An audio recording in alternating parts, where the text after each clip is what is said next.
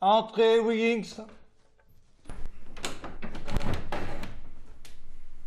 Monsieur, dame. Où est la dame? Mille pardons, monsieur Holmes. C'est une boulette. C'est fait. C'est enveloppé, monsieur Holmes.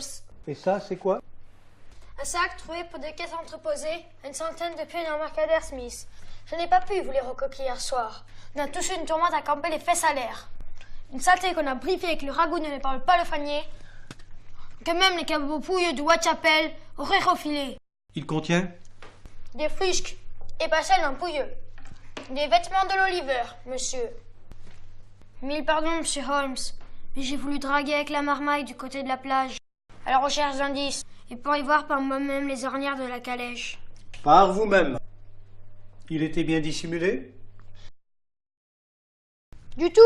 Posé là, à vue, pas même embusqué. J'ai pourtant exploré le terrain dans un rayon de 100 pieds. La police non plus a pas découvert ce sac, monsieur. L'enquêteur du Yard s'est contenté de n'inspecter que les abords immédiats du lieu de repêchage du cadavre, convaincu que le corps avait été jeté bien en amont. Et puis la police m'a gêné, bien qu'elle ait fait appel à moi comme consultant. La veste d'éton et la culotte bleu marine dont m'avait parlé mademoiselle Forrester, la gouvernante, ma cliente. Ces frusques ne sont pas celles d'un garçon en partance pour le grand large. Si le garçon a revêtu son uniforme, c'est qu'il avait un autre motif de le faire. Il n'y a pas eu fugue, Wiggins, mais kidnapping. J'ai téléphoné à la capitainerie. Aucun enfant nouvellement embarqué correspond au signalement d'Oliver. Le gamin et son kidnappeur ont passé la lourde de la caserne sans être vus? Comment le kidnapping a été réalisé? Qui a participé à cet enlèvement? Car on ne peut penser que le lord ait lui-même pénétré dans la pension. Je laisse ces broutilles au Yard. Et que sont devenus les croquenots? Ces fils de la honne ne sont pas des va-nu-pieds. Probablement les a-t-on jetés dans le fleuve. Alors, pourquoi pas balancer aussi les frusques? Et le fer à cheval, vous avez pu... Les matés? Oui, monsieur.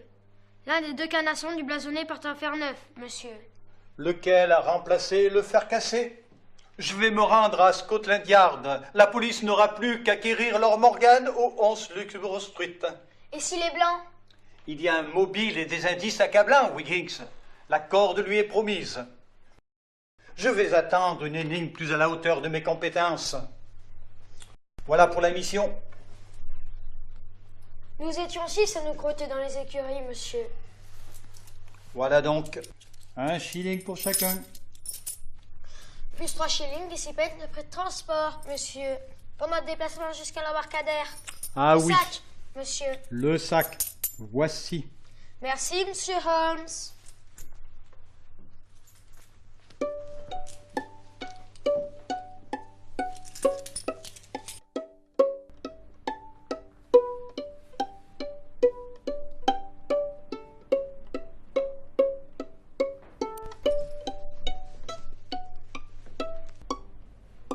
Un problème, Wiggins?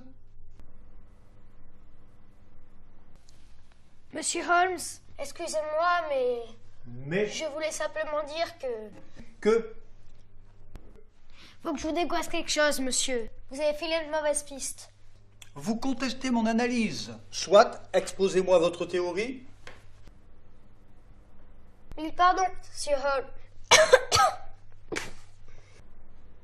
Mille pardons, monsieur Holmes. Je sais que vous avez résolu 1017 affaires en 31 ans, mais... Mais Perso, tous ces indices sont bas un poil trop clean pour être gobés tout de go. Ces traces de calèche et ce sac de vêtements m'ont étouffé. Tout ça est gros comme le dôme de Saint-Paul. On devrait parguer leur Morgan quand s'y serait pas pris autrement.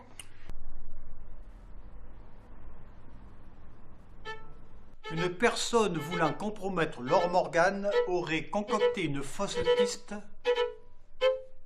Wiggins, Il y a des affaires où ce qui est trop évident correspond à la vérité.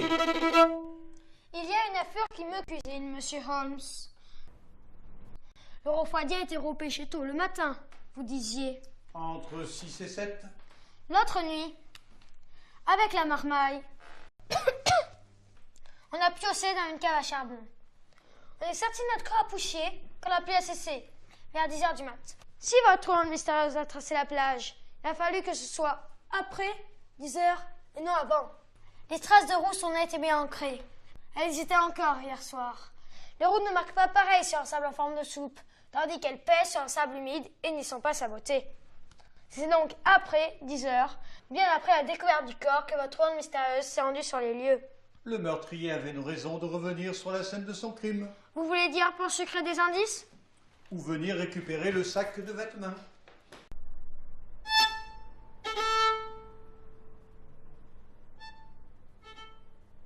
Ça cloche aux entournures, monsieur Holmes. Pourquoi qu'on se serait raboulé sur la plage pour récupérer les frusques après que le ratissage de la police était fait? Venir les chercher avant était plus logique. Détail sans importance. Le meurtrier ne savait pas que le corps avait été déjà identifié et craignait qu'un individu passant dans les parages trouve le sac et le ramène à la police. Pour sûr que le plus innocent des vagabonds, même le plus berlu, pouvait que passer le sac sans le chercher.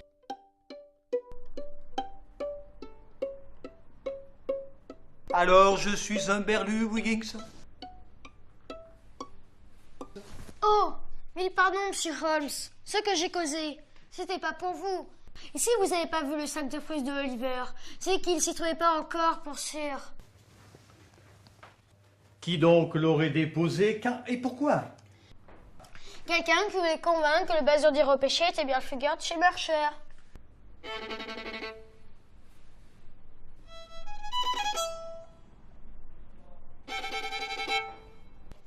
La gouvernante de l'école a identifié le corps. Une tache de vin au début de la cuisse droite était un signe particulier du garçon. La gouvernante a élevé le garçon depuis qu'il est bébé. Elle en est la mère. Monsieur Holmes, qui peut prouver que l'Oliver avait vraiment une tache de vin? Si je vous dis que j'en ai une autre derrière et que je vais pas vous montrer mon cul, vous me croirez sur parole? Haha, je vous coupe la chic, hein?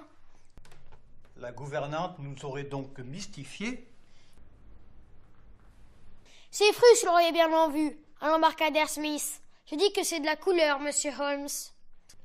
La calèche au cheval au fer cassé, il s'agit bien d'une calèche des écuries de Lord Morgan. Si Lord Morgan est venu sur la plage, non pour jeter le corps, ni récupérer le sac de vêtements, alors pourquoi est-il venu?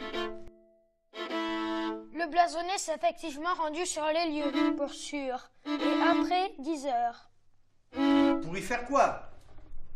Élémentaire, monsieur Holmes.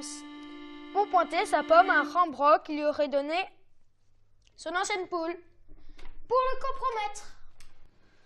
Vous voulez du sensationnel?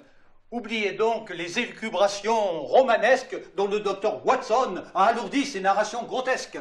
Je sais mener mes enquêtes.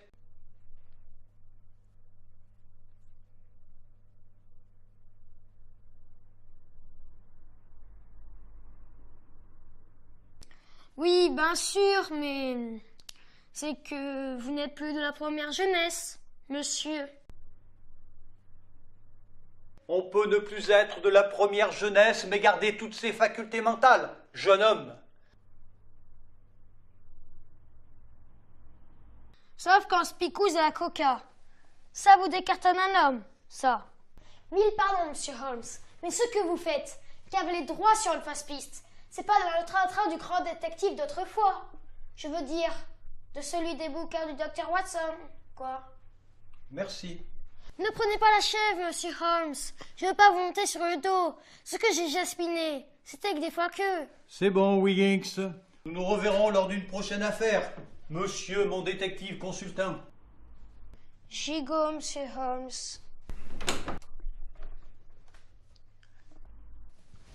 Mille pardons si je vous fous des bains, monsieur. Mais moi, je vais continuer mon enquête avec mes loupiaux. Votre enquête?